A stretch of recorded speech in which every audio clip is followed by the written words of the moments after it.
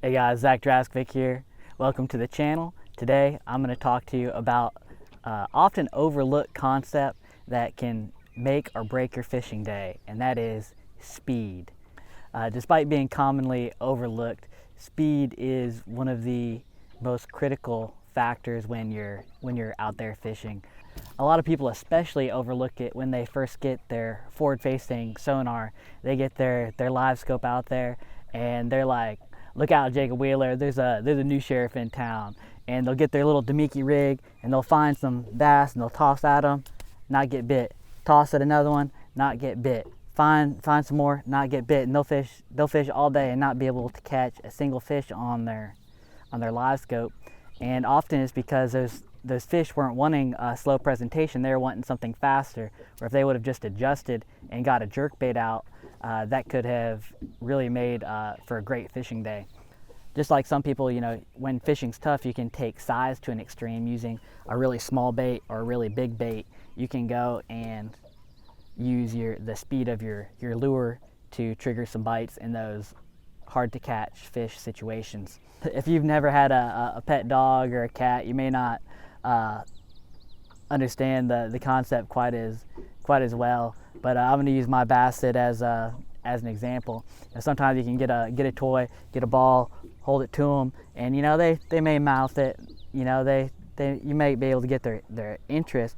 But if you go and you throw that thing, you move that thing fast, man, they are on it. They go after that thing and they want to destroy it. And bass are the same way. And using the concept of speed in your retrieve and in your weight choice of your baits can really make a day that's terrible and that you're struggling go to a phenomenal day.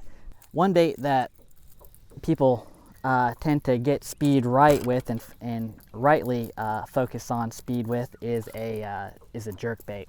Now, a jerkbait reaction lure, one of the most critical concepts in catching fish with a reaction lure is speed. And a lot of times with jerkbait, they'll call it cadence. People will be like, oh, you need to do a jerk, jerk, pause, or a jerk, pause, jerk, jerk to catch the fish. And man, those people don't know what they're talking about, I don't think. The bass cannot tell if you do one twitch too many or one pause too many. What they're focusing on is the speed, how fast that lure is moving away from them.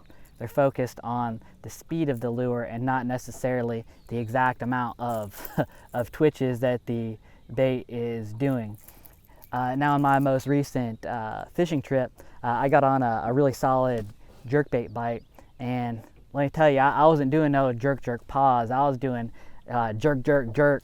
I was working that jerk bait as fast as my crippled self could make that thing move, and they were just destroying it. I had one fish come up. It's just a little 4 to 6 foot diving jerk bait I was using, but it came up at a 18 foot of water and smashed that thing.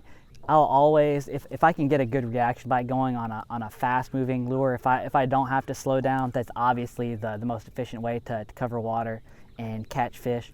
But sometimes they do want that slower moving presentation, and since we were just using the jerkbait as an example, that would be a situation where the longer pauses will be key to generating strikes. Sometimes when these fish are shut down or really pressured, they don't want that thing moving at all. I'm sure some of you have went and casted a lure out at a tree or under a dock, and you backlash, and as you're picking out your backlash, all of a sudden that fish picks up your bait, and when you reel down, you got a fish on there.